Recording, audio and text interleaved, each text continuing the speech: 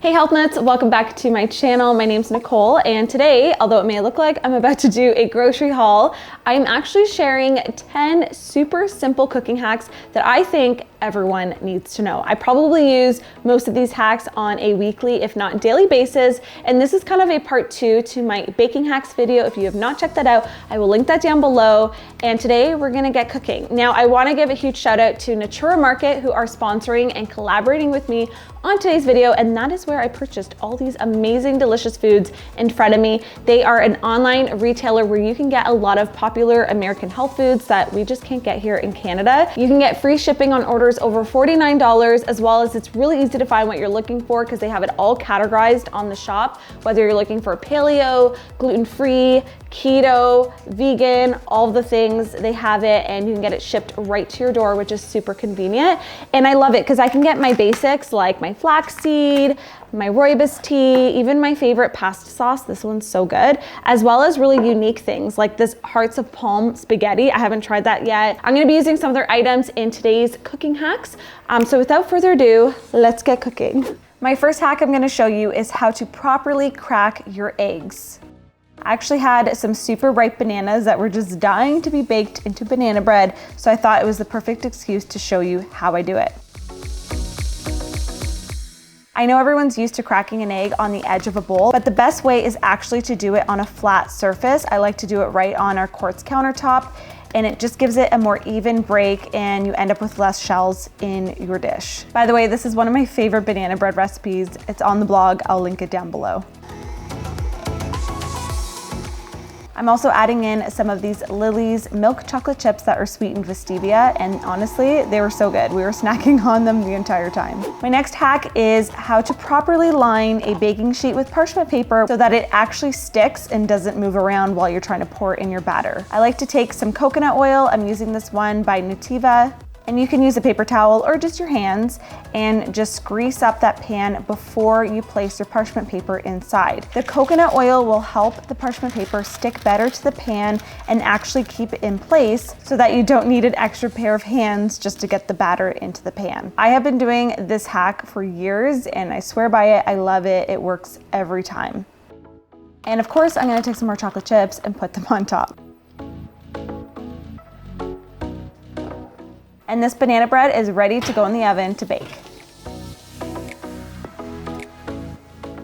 Next, we have avocados, which you guys know I love, but I'm gonna show you a new way to open them that does not require stabbing the pit with a knife because it can sometimes be a little bit dangerous and scary. So I'm gonna show you 2 ways that you can open up your next ripe avocado. So of course, slice it in half, but instead of trying to stick a knife right into the pit, you're gonna slice it in half again. So essentially you have like 2 quarters. And essentially the pit should just slip off. Another option is to cut the avocado widthwise and then just squeeze the half that has the pit and it should fall right out. And now you're ready to make some avocado toast.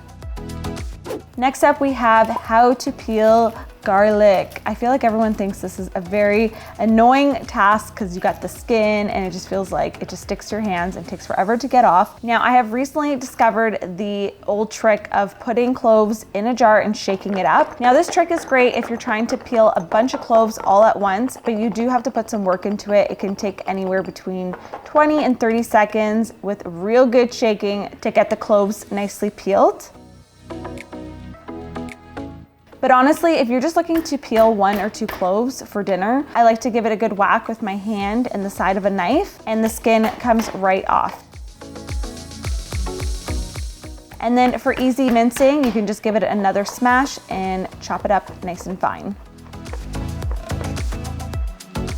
So next time you are boiling something, whether a sauce or a pot of pasta, by the way, this is my new favorite brown rice pasta. I'm gonna link it for you in my blog post. Check the info box. But a quick hack for avoiding your pot to overflow is just to take a wooden spoon, put it right in the middle, and that will stop it from boiling over. This is such an easy trick. I've seen my parents use it a million times growing up, and it truly works I love it, and you don't have to worry if you just step away for 2 seconds about everything just kind of going all over your stove and making a mess. So of course we need some sauce for our pasta, and I'm using this Rayo's one. It is honestly, I'm not even kidding you guys, the best jarred pasta sauce I have ever tried. It's a little bit more expensive than the usual stuff, but I promise it's worth it. It's so good. You don't even need to saute any onion or garlic to make it taste like homemade. But a trick I like to do when making pasta at home is to save some of that pasta water. This is what the chefs call liquid gold in the kitchen. So take some out before you drain your pasta and just set it aside.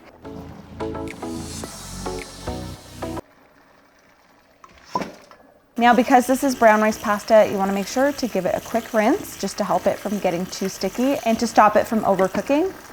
Get it nice and covered in the sauce.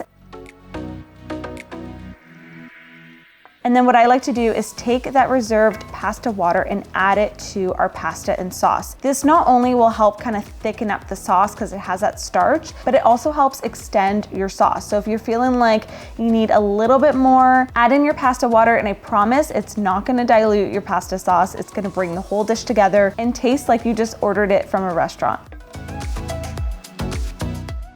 My next hack is how to quickly soak your cashews. I feel like every vegan and dairy-free dessert or dish somehow calls for soaked cashews overnight.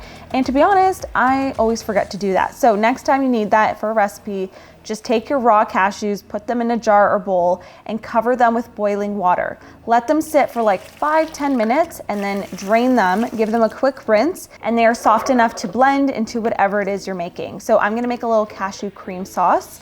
In my blender, I have the cashews, some sea salt, garlic powder, whatever seasoning you want. I'm gonna blend this up with some water. This is really a foolproof recipe. It's not even really a recipe, but I'm gonna blend it on high for about a minute, and it's gonna be this luxurious, silky, creamy cashew dairy-free sauce that you can add to anything. So I'm actually gonna take that same pasta dish and I'm gonna level it up by adding in a splash of vodka and that cashew cream sauce, and we have a super delicious and healthy vodka pasta sauce. You need to try this next time you're making pasta. It's so good. I've been eating this nonstop and loving it.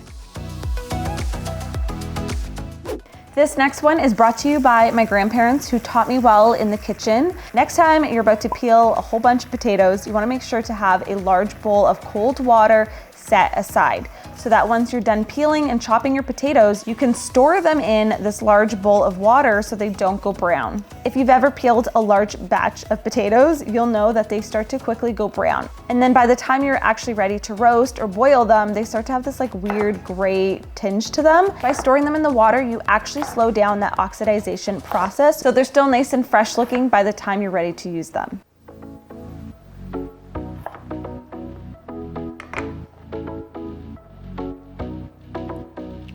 Next up, we have how to properly cut your chicken. If you've ever found meat really slippery to cut, my favorite way to do it is to actually have them in the freezer from 30 to 60 minutes, or even if you're thawing them in the fridge, take them out early while they're still a little bit frozen inside. It will be so much easier to cut through just because it kind of firms it up a bit, and it just makes it easier for getting the slices or shape that you're looking for. So I'm actually gonna be using these for some breaded chicken fingers, which I'm gonna use my next hack for, and that is using crackers for your breadcrumbs. So I'm using these Pepper Mary's crackers that are gluten-free, filled with tons of seeds, and they're just like a healthier cracker option. I love them. I use them for hummus all the time. But did you know you can take those same crackers and just blend them up in a food processor and add in any extra seasoning you want, like sea salt or garlic powder, or even if the crackers are flavored enough as is, you don't have to add anything else.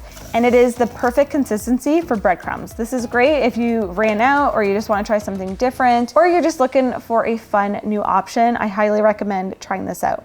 So I got my dredging station ready to go, in the flour, in the eggs, and in my cracker breadcrumb mixture.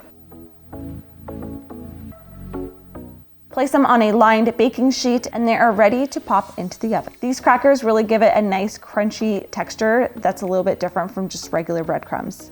So next time you're staring at those crackers in the cupboard, try this hack and let me know what you think. There you have it. Those are my 10 super simple, but in my opinion, must know cooking hacks. They are things that I've just kind of learned growing up through my parents, my grandparents, and honestly, I swear by them. I would also love to know which cooking hack you swear by. Leave me a comment down below so we can all just learn together in our cooking journey. As well as don't forget to check out Natura Market. I'm gonna have a link down below in the info box for you guys to shop their website. You guys can check out so many amazing fun products that they carry. I'm gonna snack on these few crackers. I'm really excited. These are grain-free, they're pizza flavor. Who doesn't like a little pizza cracker? So I'm gonna have a little snack now that we're done, and I hope you guys have an amazing day, and I will see you guys in the next video. Bye guys.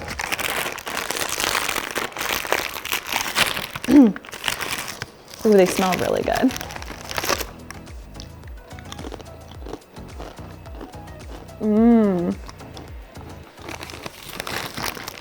Matt, you'll like these. Delish. Just need some dip.